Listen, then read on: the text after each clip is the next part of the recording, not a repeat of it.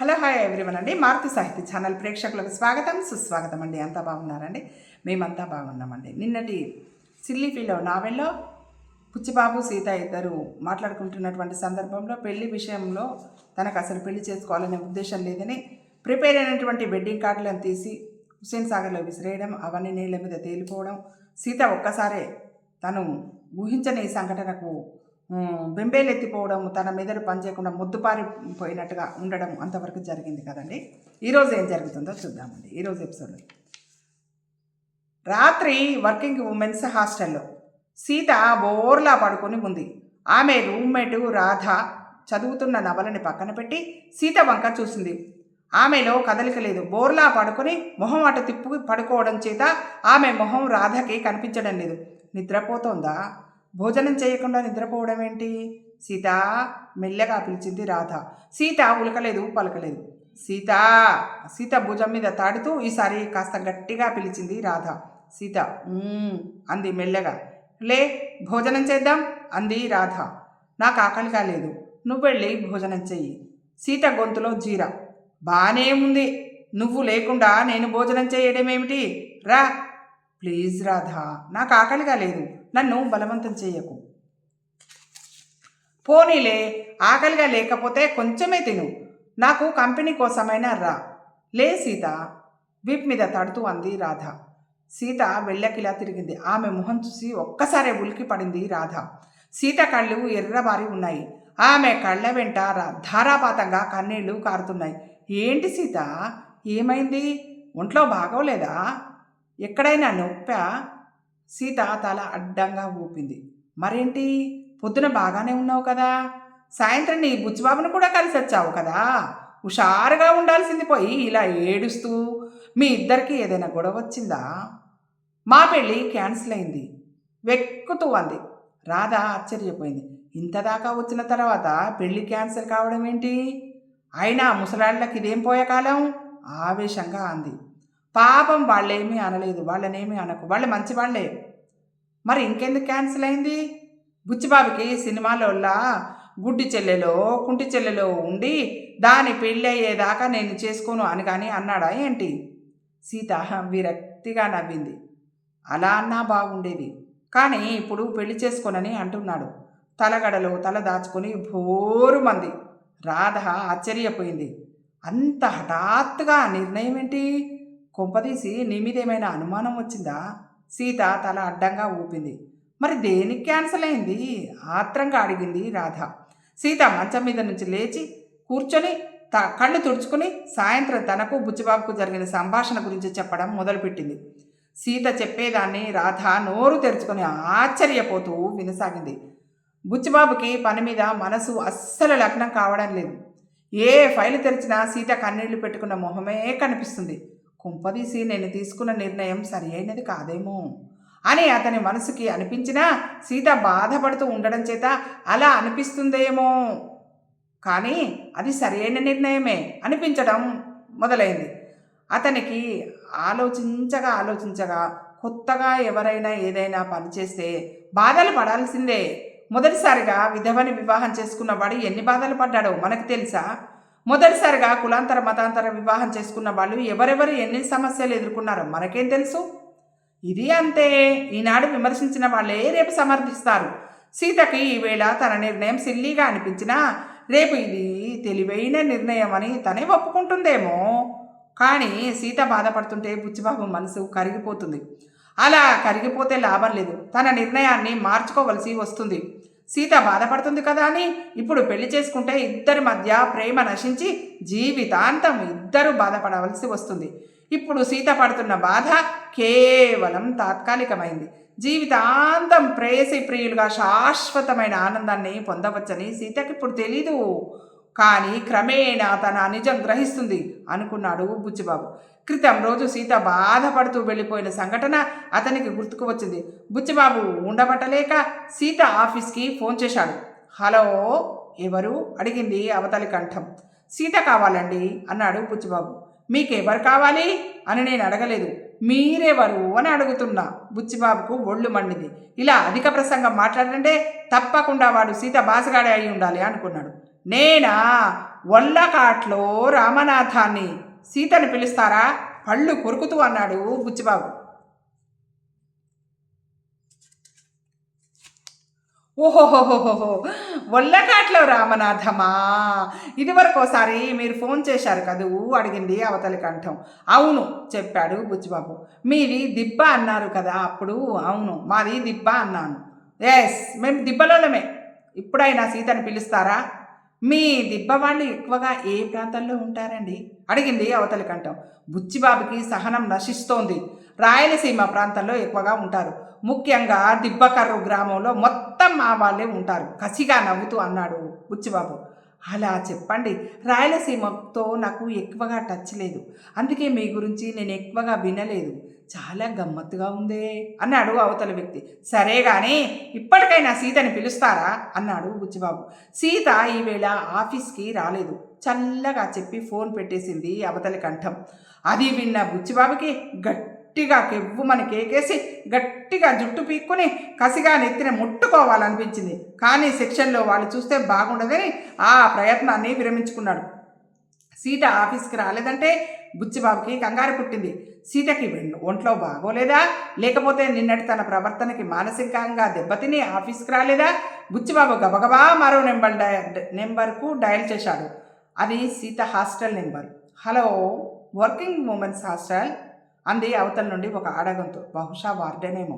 Hello, ఏమండి ఓసారి సీతని పిలుస్తారా? రిక్వెస్టింగ్గా అడిగాడు బుచ్చిబాబు. ఈ టైంలో సీత ఇక్కడెందుకు ఉంటుంది? ఆఫీస్లో ఉంటుంది విసుక్కుంటూ సమాధానం ఇచ్చింది అవతలి కంఠం. బుచ్చిబాబుకి కోపం వచ్చినా తమాయించుకొని అడిగాడు. అది కాదండి, సీత ఆఫీస్కి ఇప్పుడే ఫోన్ చేశాను, ఈవేళ ఆమె ఆఫీస్కి రాలేదని చెప్పారండి. అలాగా, సీత ఇక్కడ కూడా లేదు. ఆఫీస్ అని చెప్పి సీత ఏ రాముడితో షికారు కొడుతోందో మరి అని ఫోన్ డిస్కనెక్ట్ చేసేసింది ఆమె. డామిట్, సిల్లీ మనుషులు, సిల్లీ వ్యవహారాలు విసుగ్గా రిసీవర్ పెట్టేశాడు బుచ్చిబాబు. సీత ఆఫీస్కి వెళ్ళలేదు, హాస్టల్లోనూ లేదు, ఇంకెక్కడికి వెళ్ళి ఉంటుంది? కొంపదీసి తనను తీసుకున్న నిర్ణయానికి బాధపడి ఏ బావిలోనూ దూకి ఆత్మహత్య చేసుకోవడానికి వెళ్ళలేదు కదా? సిల్లిగా ఆలోచిస్తూ అనుకున్నాడు బుచ్చిబాబు. చిచే, సీత ఆత్మహత్య చేసుకునేంత పిరికి మనిషి కాదు. తనకు తెలిసి సీత ఎటువంటి పరిస్థితులైనా ధైర్యంగా ఎదుర్కోగల మనిషి. మరి సీత ఎక్కడికి వెళ్ళినట్టు? సార్, మిమ్మల్ని అయ్యగారు పిలుస్తున్నారు. పొద్దున రాగానే మీకేదో ఫైల్ ఇచ్చారంటగా, దాన్ని తీసుకుని రమ్మన్నారు. ఆలోచిస్తూ ఉండిపోయిన బుచ్చిబాబుతో ఫ్యూన్ అన్నాడు. ఒక్క 5 నిమిషాల్లో వస్తానని చెప్పు ఫ్యూన్తో అన్నాడు బుచ్చిబాబు. ఆలోచనల్లో పడి పక్కన పెట్టిన ఆ ఫైల్ని తీసి సగం రాసిన నోటింగ్ను పూర్తి చేసి ఏకాంబరం క్యాబిన్లోకి వెళ్ళి ఆయన ముందు పెట్టాడు బుచ్చిబాబు. ఏకాంబరం నోటింగ్ మొత్తం చదివి, నువ్వో పెద్ద టంగుటలాకివోయ్, యూ కెన్ గో అన్నాడు. బుచ్చిబాబు వెనక్కి తిరిగి గుమ్మం వైపు 2 అడుగులు వేశాడు. ఏమోయ్, నిన్నే ఏకాంబరం పిలిచాడు. బుచ్చిబాబు వెనక్కి తిరిగి చూశాడు. ఏంటి వెళ్ళిపోతున్నా ఆశ్చర్యంగా చూస్తూ అడిగాడు ఏకాంబరం. మీరే కదా సార్ యూ కెన్ గో అన్నారు, అంతకంటే ఆశ్చర్యంగా ప్రశ్నించాడు బుచ్చిబాబు. అవును అన్నాను కానీ నువ్వేంటి? నేను నిన్ను ఠంగుటలాకి అని అంటే అది తిట్టా లేక పొగడతా అని తెలుసుకోకుండా పోతున్నావేంటి? అలా అడిగి తెలుసుకునే మూడ్లో లేనిప్పుడు సార్ నేను. అదేంటో త్వరలో పెళ్లి చేసుకోబోతున్నావు, నీ మూడు బాగోలేదంటే ఎలా? మరీ లస్కు పుస్కుగాడిలా మాట్లాడకు అన్నాడు ఏకాంబరం. లేదు సార్, మా పెళ్ళి క్యాన్సిల్ అయింది సార్ చెప్పాడు బుచ్చిబాబు. ఏకాంబరం ఆశ్చర్యంగా బుచ్చిబాబు వంక చూశాడు. క్యాన్సిల్ అయిందా? అదేం? మా జాతకాలు అస్సలు కలవటం లేదు సార్. జాతకం ప్రకారం నేను మేకనైతే తను సింహం అంట సార్, మాకు పొత్తు కుదరదంట. అయినా టంగుటోస్కాయ గడిలా నువ్వు కూడా ఈ జాతకాలను నమ్ముతావేంటో? నేను నమ్మడం కాదు సార్, ఇదంతా మా అమ్మా నాన్నల నిర్ణయం సార్. పోనీ జాతకాలని నమ్మితే నమ్మారు కానీ మీ జాతకాలు మంచి సిద్ధాంతకే చూపించారా, లేకపోతే మరి మళ్ళీ ఒకసారి ఆలోచించుకోండి. లేదు సార్, ఈ సిటీలోనే ఫేమస్ అయిన పిలకల గుండు శాస్త్రి సిద్ధాంతికి చూపించాను సార్. ఓ ఐసి తల పంకించాడు. సాయంత్రం ఆఫీసు నుండి ఇంటికి వెళ్తూనే బుచ్చిబాబు మీద మండిపడ్డాడు పర్వతాలరావు. సన్నాసేదవా, ఏబ్రాసేదవా, పింజారి వేధవా, తింగరి వేధవా, వెధవన్నర వెధవా. ఏంటి నాన్న, నేను ఆఫీసు నుండి త్వరగానే వచ్చానుగా, ఎందుకలాగా తిడతావు విసుకున్నట్టు అన్నాడు బుచ్చిబాబు. అవునండి పాపం అంది పార్వతమ్మ. అందుకనే తిడుతున్నా. పెళ్లి రోజు దగ్గర పడుతుందా, అసలు వీడేమైనా పట్టించుకుంటున్నాడా? ఇదివరకు ఆఫీసు నుండి ఊరంతా బలాదూరు తిరిగి ఇంటికి ఆలస్యంగా వచ్చేవాడు. ఇప్పుడు చూడు, పెళ్లి పనులు బోల్డ్ పెట్టుకుని ఇంచక్క ఇంటికి త్వరగా వచ్చేస్తున్నాడా? ఏరా వేధవాయ్, నువ్వు పెళ్లి బట్టలు ఎప్పుడు కొంటావు? టైలర్కి ఎప్పుడు ఇస్తావు? పెళ్లి శుభలేఖలు ఎప్పుడు పనిచేస్తావు?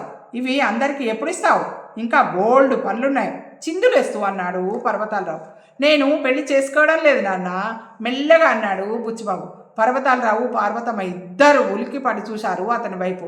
ఏరా జోకులేస్తున్నావా అన్నాడు పర్వతాలరావు 4 క్షణాల తర్వాత. అవేం జోకులురా పాపం అంది పార్వతమ్మ. జోకులు కాదమ్మా, నిజంగానే అంటున్నా నసిగాడు బుచ్చిబాబు. ఎందుకు చేసుకోవు? ఆ అమ్మాయి లక్షణంగా ఉందిగా, పైగా నువ్వే ఏరి కోరి చేసుకుంటానన్నావుగా. చెప్పరా బద్మాషెదవా గంతులేశాడు పర్వతాలరావు. బుచ్చిబాబు గొంతులో పచ్చి వెలకాయ పడ్డట్టు అయింది. నిజమే, సీత తను ప్రేమించిన అమ్మాయి. ఎందుకు చేసుకోవడం లేదంటే ఏమని చెప్తాడు? సీత నచ్చలేదని చెప్పలేడు. అలాగని అసలు కారణం చెప్తే పీక మీద కాలేసి తొక్కుతాడు పర్వతాలరావు. చెప్పరా పనికి మాలిన వెధవ అరిచాడు పర్వతాలరావు. అది మరి నసిగాడు బుచ్చిబాబు. ఏంటా నసుగుడు, సడన్గా కొచ్చగా మారిపోయావా ఏంటి? అందుకే పెళ్ళొద్దంటున్నావా? త్వరగా చెప్పరా, పాపం ఆయన ఎందుకు ఇలా అర్పిస్తున్నావురా అంది పార్వతమ్మ. సీత ఎలాంటిదో తెలియక ప్రేమించాను నాన్న, అమ్మాయి క్యారెక్టర్ మంచిది కాదని నాకు ఇవాళే తెలిసింది చటుక్కున అనేశాడు బుచ్చిబాబు. అలా అంటే తప్ప ఆ పెళ్ళి ఆగదని అతనికి తెలుసు. పర్వతాలరావు పార్వతమ్మ నోళ్లు తెరిచారు. 2 రోజులుగా బుచ్చిబాబు సీతను కలవాలని చేసిన ప్రయత్నాలు విఫలమయ్యాయి. సీత ఆఫీస్కు ఫోన్ చేస్తే ఆమె ఆఫీస్కు రావడం లేదని చెప్పారు. పోనీ ఆమె ఉంటున్న వర్కింగ్ ఉమెన్స్ హాస్టల్కి ఫోన్ చేస్తే రూమ్లో లేదని సమాధానం. సీత ఉండి లేదని చెప్పిస్తోందని బుచ్చిబాబుకు అనిపించింది. చివరికి 3వ రోజు ఆఫీస్కి ఫోన్ చేస్తే సీత దొరికింది. నీతో మాట్లాడాలి, పార్కుకు రమ్మని బుచ్చిబాబు సీతను కోరితే ఆమె నిరాకరించింది. కానీ అది మన భవిష్యత్తుకు సంబంధించిన విషయం, చాలా ముఖ్యమైన విషయం అని బుచ్చిబాబు బతిమలాడితే చివరికి సీత సారైనంది. సాయంత్రం 6 గంటలైంది. అప్పటికి అరగంట నుండి బుచ్చిబాబు సీత కోసం అక్కడ రెస్ట్లెస్గా ఎదురు చూస్తూనే ఉన్నాడు. అతని ఆలోచనలు పరి విధాలుగా పోతున్నాయి. 5:30 వరకే వస్తానన్న సీత 6 అయినా రాలేదేంటి? ఊరికే బలవంతం పెడుతుంటే అప్పటికి వస్తానని అందేమో, సీత రాదో ఏమో అనుకున్నాడు. బుచ్చిబాబు దీర్ఘంగా నెట్టిూర్చాడు. సీత పడుతున్న బాధ బుచ్చిబాబుకి తెలుసు. కానీ సీత బాధపడుతుంది కదా అని కరిగిపోయి సరే సీత నీ ఇష్టం అంటే తన ఆదర్శం మొత్తం నాశనం అయిపోతుంది. సీత ఇప్పుడు బాధపడినా తర్వాత తప్పక ఆనందిస్తుంది. తన బాధంతా ఇద్దరి ఆనందం కోసమే కదా. భవిష్యత్తులో తమ జంట ప్రేమించుకునే యువతి యువకుల జంటలకు ఆదర్శం కావాలి.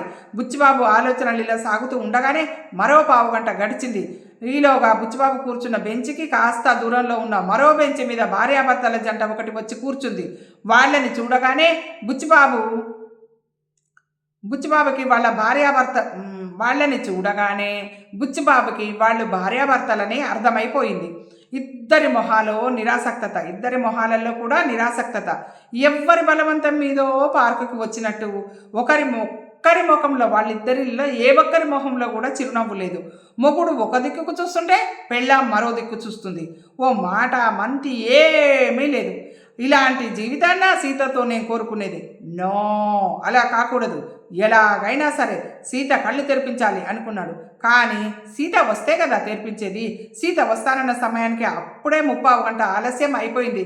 సీత ఇంకా రాదు అన్న నిర్ణయానికి వచ్చిన బుచ్చిబాబు ఇంటికి వెళ్ళిపోవాలని బెంచి మీద నుంచి లేచి నిలబడ్డాడు. అదే సమయంలో దూరంగా సీత రావడం అతనికి కనిపించింది. బుచ్చిబాబుకి ఆనందం కలిగింది. అతని మనసు కాస్తంత తేలికపడింది. కానీ సీతని తను అనుకున్న విషయంలో ఒప్పించడం అంత తేలికైన విషయం కాదు అని బుచ్చిబాబుకు తెలుసు. సీత బుచ్చిబాబుని సమీపించింది. సీత, రా సీత, కూర్చో అన్నాడు బుచ్చిబాబు. సీత మెల్లగా బెంచి మీద కూర్చుంది. ఆమె మొహంలో ఏ విధమైన ఎక్స్ప్రెషన్స్ లేవు. బుచ్చిబాబు కూడా ఆమె ప్రక్కనే కూర్చున్నాడు. ఇంత ఆలస్యం అయితే నువ్వు ఇక రావేమో అనుకున్నాను అన్నాడు బుచ్చిబాబు. ఆఫీస్లో అర్జెంటు పనేదో తగిలి ఆలస్యమైంది చెప్పింది సీత బుచ్చిబాబు మొహం వంక కూడా చూడకుండానే. నా మీద కోపం వచ్చిందా? మెల్లగా అడిగాడు బుచ్చిబాబు. సీత అనలేదు, ఆ అనలేదు, ఎటో చూస్తూ కూర్చుంది. ఇంతకీ నువ్వు ఏం నిర్ణయించుకున్నావు సీత అని అడిగాడు. అంటే నీ నిర్ణయంలో ఏ మార్పు రాలేదన్నమాట. నువ్వు ఇంకా నీ నిర్ణయం మార్చుకుని నన్ను పిలిచావు అనుకున్నాను అంది సీత కాస్త సీరియస్గా. అలా అంటున్నప్పుడు కూడా ఆమె బుచ్చిబాబు మొహం వంక చూడనే లేదు. పరిస్థితి ఇలా సీరియస్గానే ఉంటుందని బుచ్చిబాబుకు తెలుసు. ఈ పరిస్థితిని ఎదుర్కోవడానికి సిద్ధపడే వచ్చాడు బుచ్చిబాబు. సీత మానసికంగా సెటిల్ అవ్వడం కోసం 5 నిమిషాలు ఆగి తర్వాత చర్చ ప్రారంభించాలని అనుకున్నాడు బుచ్చిబాబు. అందుకే మౌనంగా ఉండిపోయాడు. అతని దృష్టి ప్రక్క బెంచి వైపు మళ్ళింది. ఆ భార్యాభర్తలిద్దరూ ఒకరితో ఒకరు ఒక్క మొక్క కూడా మాట్లాడుకోకుండా కూర్చున్నారు. అప్పుడే వారి దగ్గరికి శనగలు బఠానీలు అమ్మే కుర్రవాడు వచ్చాడు. సార్, వేడి వేడి శనగలు బఠానీలు కావాలా సార్ అన్నాడు ఆ కుర్రాడు.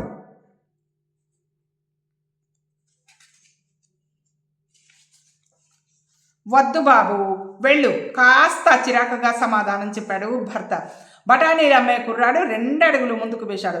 ఇదిగో బాబు, ఇలారా అంటూ భార్య వాడిని పిలిచింది. ఆ కుర్రాడు బేరం తగిలిందన్న ఆనందంతో మళ్ళీ వాళ్ళ దగ్గరికి వచ్చాడు. వాడిని ఎందుకు పిలిచావు? భార్య ఒక క్రూరంగా చూస్తూ అన్నాడు భర్త. వాడితో అష్టాచెమ్మ ఆడదామని పిలిచా, లేకపోతే ఏంటా ప్రశ్న? నాకు ఆ బఠానీలు తినాలనిపించి పిలిచా. ఆవిడ సీరియస్గా సమాధానం చెప్పింది. ఏం అక్కర్లేదు, నువ్వు వెళ్ళరా. బఠానీలు అమ్మే కుర్రాడి వంక చిరాగ్గా చూస్తూ అన్నాడు భర్త. నువ్వుండు బాబు, 2 రూపాయల బఠానీలు ఇవ్వు అంది భార్య. నాకు ఇలా రోడ్డు మీద బఠానీలు శనగలు తినడము ఇష్టం లేదని నీకు ఎప్పుడైనా చెప్పానా? ఇది రోడ్డు కాదు, పార్కు. అయినా మీకు ఇష్టం లేకపోతే నాకు ఇలా రోడ్డు మీద బఠానీలు శనగలు తినడం ఇష్టం లేదని నీకు ఇదివరకే చెప్పానుగా అన్నాడు భర్త. ఇది రోడ్డు కాదు, పార్కు. అయినా మీకు ఇష్టం లేకపోతే మీరు తినకండి, నా ఇష్టం, నేను తింటాను. ఛీ, అన్నీ లేకి బుద్ధులు, లేక అలవాట్లు, మీ వంశమే అంతా అన్నాడు చీదరగా మొహం పెట్టి భర్త. మాట్లాడితే మా వంశం మాటెత్తుతారే? మాది లేకి వంశం అయితే మీది దరిద్రగొట్టు వంశం మండిపడింది భార్య. మాటలు తిన్నగా రాని, లేకపోతే పళ్ళు రాలుతాయి.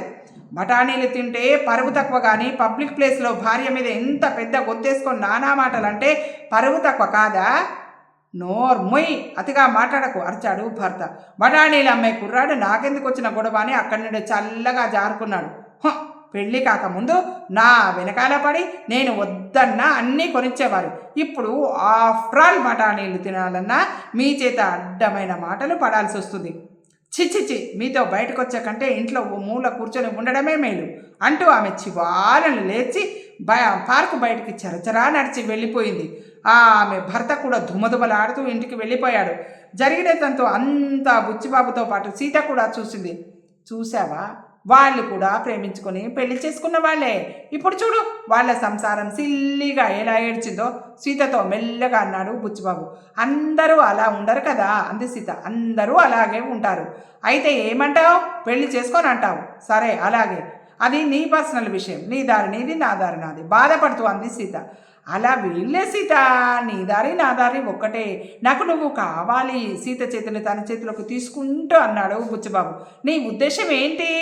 నువ్వు వెళ్ళి చూసుకోవు కానీ నువ్వు పెళ్ళి చేసుకోవు కానీ నువ్వు పెళ్లి చేసుకోగానే నీకు నేను కావాలి. నువ్వైతే నన్ను పెళ్లి చేసుకోవు, కానీ నేను నీకు కావాలి. మరి ఎలా ఉండాలి నీతో? అతని చేతిలోంచి తన చేతిని లాక్కుంటూ అంది సీత. బుచ్చిబాబు ఆమె మాటలకు బాధపడ్డాడు. సీత, నీకు నేనంత నీచుడులా కనిపిస్తున్నానా? అయినా నా ఉద్దేశం ఏంటో నీకు తెలిసి ఎందుకలా బాధపడుతున్నావు? నీ ఉద్దేశం అంత మంచిది కాదు బుచ్చి. ఎందుకు మంచిది కాదు? నీకు మొన్ననే వివరంగా చెప్పాను, అయినా అర్థం కాలేదా? ఏమో, పెళ్లి చేసుకోకుండా ఒక అమ్మాయి ఒక అబ్బాయి కలిసి జీవించడం ఈ సంఘం ఒప్పుకుంటుందంటావా? కొత్త విషయం ఏదైనా ఈ సంఘం ఒప్పుకోదు. అది అలాంటి విప్లవాత్మకమైన విషయాన్ని అస్సలే ఒప్పుకోదు.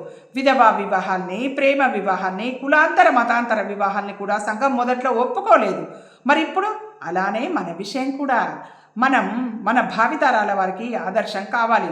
అందరూ జీవితాంతం ప్రేమైక జీవనాన్ని గడపాలి. ఆ వేషంగా అన్నాడు బుచ్చిబాబు. సీత నవ్వింది. బుచ్చి, నువ్వు అమాయకుడివో మూర్ఖుడివో నాకు తెలియడం లేదు. ఏదైనా అనుకో, కానీ నన్ను కాదనకు. సీత, ఎంతసేపు నీ ఆలోచన నీదే కానీ నాకు చెడు జరిగినా నీకేం పర్వాలేదా? సీత, నా మీద నీకు అనుమానమా? పెళ్లి చేసుకోనంత మాత్రాన నిన్ను వదిలేస్తానా? మెడలో తాళి కట్టి పెళ్లి చేసుకున్న ఎంతమంది భర్తలు తమ భార్యల్ని వదిలివేయడం లేదు? నీ ప్రేమ మీద నాకు నమ్మకం ఉంది బుచ్చిబాబు. కానీ సోషల్ స్టేటస్ గురించి ఆలోచించావా? అందరూ నీ విషయంలో నన్ను ఏ విధంగా భావించుకుంటారో ఎప్పుడైనా ఆలోచించావా? అయినా నా గురించి అందరూ అలా అనుకోవడం నాకు మాత్రం నచ్చుతుందా? అది నీకు మాత్రం నచ్చుతుందా? అడిగింది సీత బుచ్చిబాబు గడ్డం పట్టుకుని. బుచ్చిబాబు ఆలోచనలో పడ్డాడు. నువ్వు ఇన్ని కబుర్లు చెప్తున్నావు కానీ మీ అమ్మా నాన్న నువ్వు ఇలా పెళ్ళి పెటాకులు లేకుండా నాతో కాపురం చేయడానికి వాళ్ళు ఒప్పుకుంటారంటావా? మళ్ళీ అడిగింది సీత. బుచ్చిబాబు సీత వంక చూసి చిరునవ్వు నవ్వాడు. నేను అన్నీ ఆలోచించే నిర్ణయాలు తీసుకున్నా సీత. మనము ఈ ఊళ్ళోనే ఉండాం, వేరే ఊరికి వెళ్ళి అక్కడ కాపురం పెడతాం. తన తెలివితేటలకు మురిసిపోతూ అన్నాడు బుచ్చిబాబు. సీత ఆలోచనలో పడింది. ప్లీజ్ సీత, కాదనకు. ఒకవేళ తీసుకున్న నిర్ణయం సరి అయినది కాదని రుజువైన నాడు నేను నలుగురిలో నిన్ను పెళ్లి చేసుకుంటా, సరేనా? నా మాటని నమ్ముతావుగా అన్నాడు బుచ్చిబాబు. కొన్ని క్షణాలు ఆలోచించిన తర్వాత సీత అంది, ఏమో బాబు, ఇంకా నీ ఇష్టం. నీ మీద నాకున్న ప్రేమ వల్ల నిన్ను కాదని అనలేకపోతున్నా. ఇదండి ఈరోజు ఎపిసోడ్. ఈ ఎపిసోడ్ మీకు నచ్చినట్టయితే లైక్ చేయండి, షేర్ చేయండి. మన మారుతి సాహితీ ఛానల్ని సబ్స్క్రైబ్ చేయండి. మీ అందరి ఆదరాభిమానాలు, ప్రేమ మన మారుతి సాహితీ ఛానల్కి ఎల్లవెళ్ళలా ఉండాలని మనస్ఫూర్తిగా కోరుకుంటున్నానండి. మనందరం ఆనందంగా, ఆరోగ్యంగా, సుఖంగా, సంతోషంగా ఉండాలని మనస్ఫూర్తిగా ఎల్లప్పుడూ కోరుకునే మీ మారుతి సాహితీ ఛానల్ అండి. రేపటి ఎపిసోడ్లో మళ్ళీ కలుసుకుందామండి. ఉంటానండి.